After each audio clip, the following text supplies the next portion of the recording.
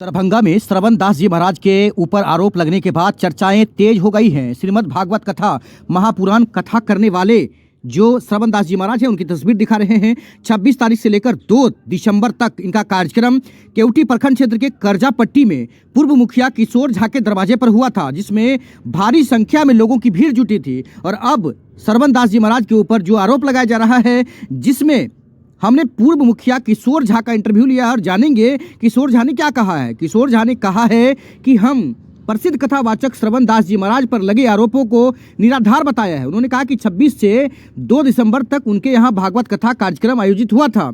उनके पिता की पुण्यतिथि के अवसर पर यह कराया गया था। पूर्व मुखिया ने बताया कि इस एक सप्ताह के दौरान उन्होंने और गाँव के लोगों ने श्रवण दास का व्यवहार बहुत करीब से देखा। उनके अनुसार वह अद्भुत कथा कहते हैं, महिलाओं को हमेशा माता बहन के रूप में सम्मान देते हैं, उनके आचरण में कोई कमी नहीं देखा है। किशोर झा ने कहा कि कथावाचक के प्रभाव से उन्होंने स्वयं अपने जीवन में सकारात्मक बदलाव महसूस किया है। उन्होंने यह कहा कि श्रवण दास जी ने जो सलाह दी, यदि आपके पिता वैष्णव थे तो आप भी नॉनवेज से दूर रहकर श्रद्धांजलि देनी चाहिए। साथ ही उन्होंने कहा कि आगे बताया कि भविष्य में वे 9 दिवसीय राम कथा के आयोजन भी श्रवण दास जी महाराज से कराएंगे। वहीं पर उन्होंने ये भी कहा कि मेरी बेटी भी श्रवण दास जी के करीब रही थी जब ये कार्यक्रम चल रहा था। किसी ने कोई कभी ऐसा ये नहीं देखा कि श्रवण दास जी महाराज गलत हैं या महिलाओं के साथ गलत व्यवहार करते हैं। नीलम झा ने उनके पक्ष में सामने आकर ये कहा है कि उन्हें बचपन से जानती हैं। बहुत सारे लोगों से हमने बात किया, लेकिन इस वक्त जो है केवटी प्रखंड के करजापट्टी के पूर्व मुखिया किशोर झा का इंटरव्यू सुनाते हैं, उन्होंने क्या कहा है। लेकिन ये संगीन आरोप लगने के बाद कि खासकर श्रवण दास जी महाराज फूट फूट कर रो रहे हैं। वो बता रहे हैं कि जीवन में पहली बार ऐसा लग रहा है कि मैं अकेला हूं, मुझे बचा लीजिए। अगर मांग में सिंदूर भरा है ये तो ग्रह है, कर लेना चाहिए, से दूर कीजिए, ऐसा वो बता रहे हैं। परेशान वही चर्चाएं लोग ऐसा चल रही हैं। वहीं अभी मैंने दरभंगा के एसएसपी से सवाल पूछा कि अगर आवेदन मिलता है तो क्या होगा। उन्होंने कहा कि जैसे ही आवेदन मिलेगा तुरंत ही कार्रवाई होगी, जांच होगा। और देखते रहिए, सुनिए इंटरव्यू पूरा। कथावाचक हैं श्रवण दास जी महाराज, उनके ऊपर एक महिला ने आरोप लगाया है कि शादी करके यौन शोषण करके उन्हें अब अपनाने के लिए वो तैयार नहीं हैं। तो एक कथावाचक के ऊपर इस तरह की जो आरोप लगा है, इस तरह का वो गंभीर आरोप है। आप क्या कहना चाहते हैं? आपके यहाँ एक कार्यक्रम उनका हुआ था हाल फिलहाल में, क्या कहेंगे?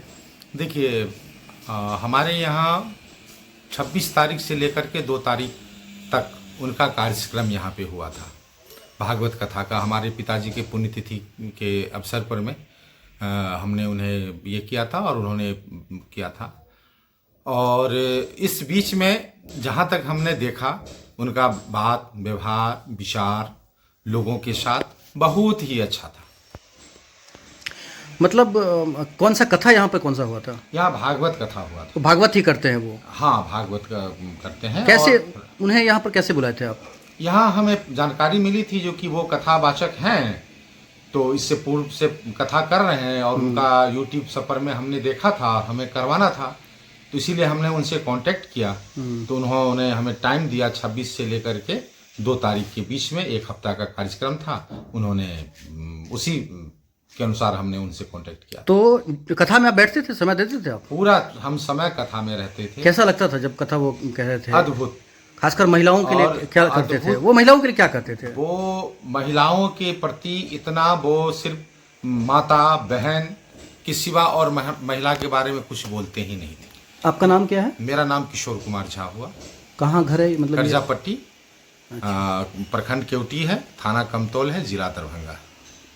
किशोर जी, ये बताएं कि जो आरोप लगा है कैसा है ये आरोप, मतलब क्या मानते हैं इसको आप? हमने देखिए, किन्हीं के व्यक्तिगत जीवन के बारे में मैं नहीं बता सकता, लेकिन मैं जितना उनको जानता हूं, मैं उनसे बहुत प्रभावित हुआ। और उनके कुछ जो वाणी था, जिसको मैंने पूर्ण रूप से अपने जीवन में मैंने सकारात्मक उसको किया। जैसे मैं नॉनवेज खाता था, लेकिन हमारे पूरा परिवार वैष्णव परिवार था है, लेकिन उनके वाणी से हमें उन्होंने ये बताया जो कि अगर पिताजी को श्रद्धांजलि आप दे रहे हैं, आपके पिताजी वैष्णव थे, तो आप भी नॉनवेज मत खाइए। और मैंने उनसे इतना प्रभावित हुआ जो कि हमने अपने मन से फिर घोषणा किया। लगभग 500 दर्शक यहाँ पर में थे, उन लोगों के बीच में हमने किया जो कि निकट भविष्य में बहुत जल्दी उनको राम कथा करवाने के लिए पूरे 9 दिन का कार्यक्रम होगा। मैंने उनसे फिर भी निवेदन पूर्वक समय लिया हूं। उन्होंने आश्वासन दिया जो कि आप जब हमें समय दीजिएगा मैं निश्चित रूप से आऊँगा। इसीलिए उनके ऊपर में अगर किसी तरह का कोई व्यक्तिगत लांछना लगा रहा है, हमें नहीं लगता है। जो कि उनका जो मैं आचरण देखा, उनका व्यवहार देखा, हमारी बेटी भी उनके पास बराबर रहती थी, बहुत सारे, लेकिन सबको अपनी बहन की तरह, बेटी की तरह उन्होंने व्यवहार रखते थे। और किशोर जी, सवाल ये उठता है कि आपने उनका बात कहा कि ठीक है अच्छे लोग हैं, लेकिन अगर कोई महिला आपके घर की हो, किसी के घर की हो, अगर उसके साथ इस तरह की बातें अगर बीतती है, तो क्या ऐसे लोगों पर किस तरह का कदम उठाना चाहिए, प्रशासन को या फिर किसी? देखिए, अगर इसमें किसी भी हमारे घर के हो, कहीं भी किसी भी के साथ अगर इस तरह का अगर इसमें सच्चाई है, हमें नहीं लगता है जो कि दूर दूर तक इसमें कहीं सच्चाई है। अगर इसमें अगर है तो कानून के अनुसार भारतीय संविधान बना हुआ, भारतीय संविधान भारतीय कानून की तरह क्यों कार्रवाई होना चाहिए? जो हो कार्रवाई होनी चाहिए। क्यों कार्रवाई होनी चाहिए वो भी बताइए ना।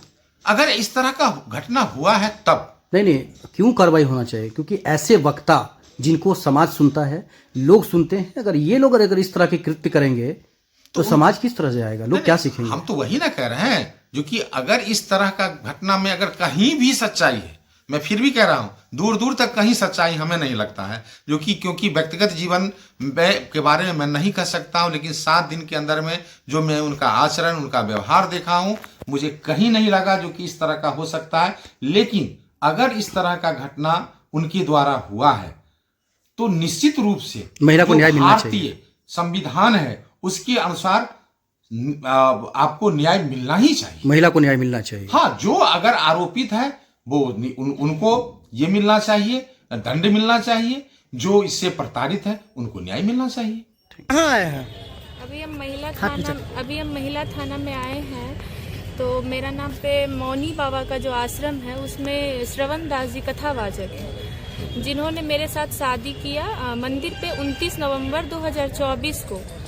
तो उन्होंने बोला कि सामाजिक विवाह बाद में करेंगे क्योंकि तुम अभी नाबालिग हो। ठीक है, हम लोग टाइम को मतलब मैनेज किया जाता था कि चलो आज होगा कल होगा। फिर इन्होंने लोग पलटी मार लिए, बोले 25 लाख रुपया ले लो और बात को ख़त्म कर दो।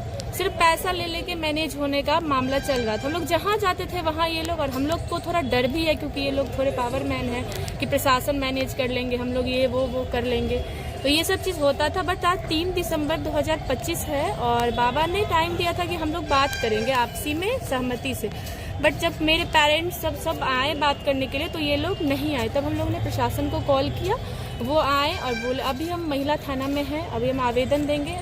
तो शादी जो किए थे, कब शादी किए थे? 29 नवंबर 2024 रात को 9 बजे मौनी बाबा का VIP रोड लहरियासराय आश्रम रूम के अंदर शादी हुआ था। बोला गया था इस बात को बाहर नहीं निकालने। अच्छा। हम सामाजिक विवाह अच्छे से करेंगे।